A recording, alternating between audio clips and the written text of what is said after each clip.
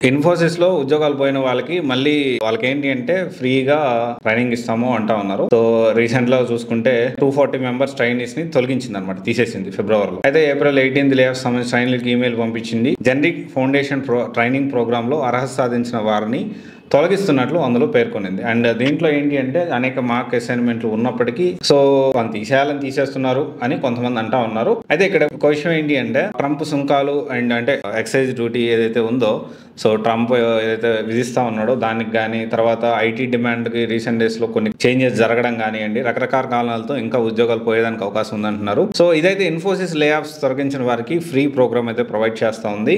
So దీనికి సంబంధించి professional out placement సేవలను ప్లాన్ చేశారంట. దీని ఏంటి అంటే బీపీఎం పరిశ్రమలో, ఓకే, బీపీఎం పరిశ్రమలో అందుబాటులో ఉద్యోగాలు చేసుకోవచ్చు. అందుకు మద్దతుగా IT and fundamentals Infosys sponsored external training program కూడా ఎంచుకునే అవకాశం ఉంది. అంటే నాట్ ఓన్లీ బీపీఎం సంబంధించే కాదు, యాక్చువల్లీ వాళ్ళని తీసేసింది బీపీఎం వాళ్ళని, ట్రైనీలు తీసేసింది నాన్ ఐటీ కిందకు వస్తుంది. అండ్ దీంతో పాటు అంటే ఐటీ ప్రోగ్రామ్స్ ఇవి కూడా మేము ఫ్రీగా ట్రైనింగ్ ఇస్తాము, మీరు తీసుకోండి అని చెప్పి ఎవరైతే లే ఆఫ్స్ అయ్యారో వాళ్ళకైతే ఆపర్చునిటీ అయితే కల్పిస్తూ ఉంది. ఇంకొకటి మనం గమనించాల్సిన విషయం అంటే దీని గురించి అనే కాదు, ఇన్ఫోసిస్ అనే కాదు, ఇర్రెస్పెక్ట్ ఆఫ్ ఎనీ కంపెనీ ఒకటైతే గుర్తుపెట్టుకోండి, కమింగ్ డేస్ లో ఇండియాలో టెలికాలర్ ఉద్యోగాలు పెరగబోతా ఉన్నాయి. And at the same time ఆ ట్రాప్ లో మీరు పడద్దు. Okay, don't join that types of jobs also. ఒక పార్ట్ టైం జాబ్ గా టెంపరీగా పనికొస్తే కానీ లాంగ్ టైంలో ఏఐ తోటి మోస్ట్ ఇంపాక్టెడ్ అయ్యే జాబ్ ఏదైనా ఉందంటే ఫస్ట్ ప్రయారిటీలో టెలికాలరే ఉంటారు. ఓకే, అండ్ ఇది ఒకసారి ఆలోచించండి అండ్ డెఫినెట్లీ టెంపరీగా మీరు యూస్ చేసుకోవచ్చు. Thank you.